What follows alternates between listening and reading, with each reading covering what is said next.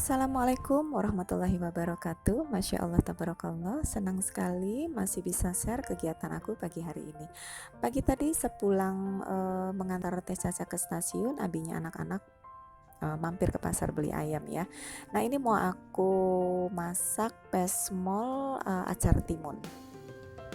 Nah ini ayamnya tadi sudah aku rebus, lanjut bumbunya juga sudah aku blender. Nah bumbunya itu ada bawang merah, bawang putih, jahe, kunyit, ya ada salam, serai, lengkuas, dan nanti itu aku kasih ketumbar bubuk aja.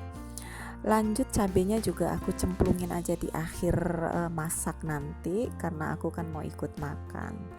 Nah ini tuh bumbunya udah langsung aku tumis ya teman-teman. Setelah itu aku kasih air. Lanjut masukin aja ayamnya yang sudah direbus tadi. Nah bumbunya itu masih sama, aku kasih kaldu ayam bubuk, kasih merica bubuk, terus kasih ketumbar bubuk, gula pasir, dan aku tambahkan 1 sendok teh garam gitu ya. Kita tunggu sedikit menyusut, baru nanti kita campurkan dengan timunnya. Timunnya itu aku iris, aku ambil bagian dagingnya aja ya. Timunnya jangan lama-lama, hanya setengah matang aja agar dimakannya tuh kayak kres-kres gitu, enak gitu ya. Nah alhamdulillah sebenarnya bumbu pesmol ini tuh ada tambahan cabai merah ya, karena pesmol itu warnanya tuh kuning-kuning kemerahan, tapi apa daya karena pasien mau ikut makan jadi ya yang makan pedas-pedas ngalah dulu, nanti cabainya belakangan. Baiklah teman-teman, dan ini sentuhan terakhir aku kasih irisan daun bawang seledri. Ini kayaknya nggak bisa di skip kalau untuk pesmolnya. Nah terakhir ini adalah tomat yang udah diiris. Nah udah simple, sesimpel ini masakannya. Jadi menu ini adalah menu makan siang dan malam hari ini. Oke lanjut aja kita plating. Ini dia ayam pesmol ala aku ya. Nah lanjut teman-teman, tadi aku tuh sempat istirahat dulu, habis zuhur tuh aku tidur siang. Lanjut ini posisinya di jam 2 lewat ya, menunggu waktu asar. Aku nyicil nyetrika. Jadi kalau nyetrika tuh aku menyicil ya teman, sedikit-sedikit karena memang nyetrika ini sangat menguras tenaga. Sambil nemenin aku nyetrika, aku mau sambil cerita nih teman-teman, lanjutan video aku yang sebelum-sebelumnya. Aku sempat cerita kalau aku operasi empedu itu sampai 4 kali, dan resikonya operasi empedu itu adalah kebocoran. Jadi itu memang real ya teman-teman, jadi itu kenyataan yang terjadi sama aku.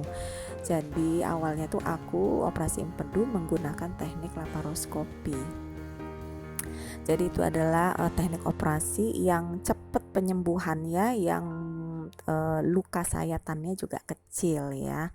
Jadi dokter bilang tuh 3 hari aja bisa pulang. Tapi ternyata kenyataannya anatomi tubuh aku tuh berbeda dengan manusia kebanyakan.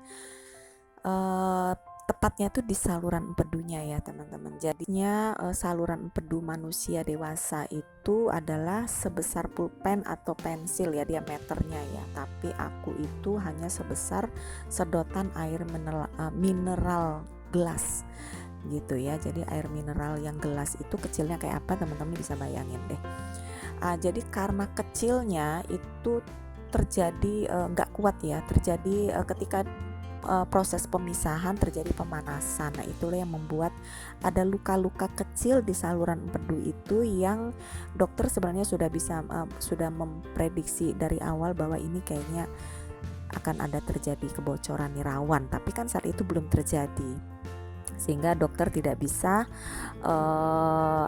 melanjutkan tindakannya gitu. Jadi operasi selesai di situ. Hanya saja ketika operasi selesai itu dokter langsung memberitahu kondisi realnya, kondisi aku seperti apa kepada suami. Nah ketika aku beres siuman, suami langsung menceritakan. Nah itu aku sempat shock teman-teman, aku sempat down karena ini adalah operasi besar pertama yang aku jalani selama hidup aku. Jadi ketika aku bangun, aku melihat di perut aku tuh ada terpasang selang ya, namanya selang drain. Jadi ada selang yang di bawahnya tuh, di ujungnya tuh ada kantong penampungnya. Nah itu untuk menampung cairan-cairan empedu yang tadinya itu rembes atau tumpah keluar dari salurannya yang menggenangi perutnya, itu akan disedot. Dan itu aku sempat shock banget karena ini di luar ekspektasi ya, di luar rencana, dan dokter itu tidak mengatakan sebelumnya hal terburuk yang terjadi gitu loh. Jadi memang inilah resiko yang sempat aku yang aku sampaikan di video aku sebelumnya, bahwa resikonya itu adalah kebocoran gitu ya teman-teman. Jadi ketika kebocoran itu terjadi, beberapa hari kemudian resiko terbesarnya itu adalah kondisi aku terus memburuk dan aku harus operasi darurat teman-teman. Nah ketika operasi darurat itu, antara jaraknya ya dari Oma hingga yang kedua itu hanya berjarak 10 hari teman-teman. Jadi aku harus operasi menggunakan teknik laparotomi, jadi teknik terbuka, teknik yang bedah besar ya. Itu dari kurang lebih dari dada, dari di atas ulu hati hingga melewati pusar ya. Nah itu aku 5 hari di HCU teman-teman. Tujuan operasi darurat itu adalah memperbaiki, mengamputasi saluran empedu yang bocor itu, karena nggak mungkin ditambal, itu diamputasi dan di bypass menggunakan usus halus kalau nggak salah ya. Proses berikutnya itu adalah mencuci bersih seluruh rongga perut yang sempat tergenangi cairan empedu. Nah, karena kalau tidak dicuci bersih itu yang akan menyebabkan infeksi ya, karena kan tidak ada jalur keluarnya. Kurang lebih seperti itulah dokter menerangkan kepada aku gitu ya teman-teman. Jadi seperti itulah, memang tidak semua operasi empedu itu akan berakhir seperti aku, tapi sebagai pembelajaran teman-teman bahwa segala sesuatu kita sudah merencanakannya, tapi rencana Allah itu lebih berkuasa. Jadi menyesal tidak guna, kita berusaha untuk memperbaiki diri, tetap bersyukur dan tetap semangat menjalani hidup.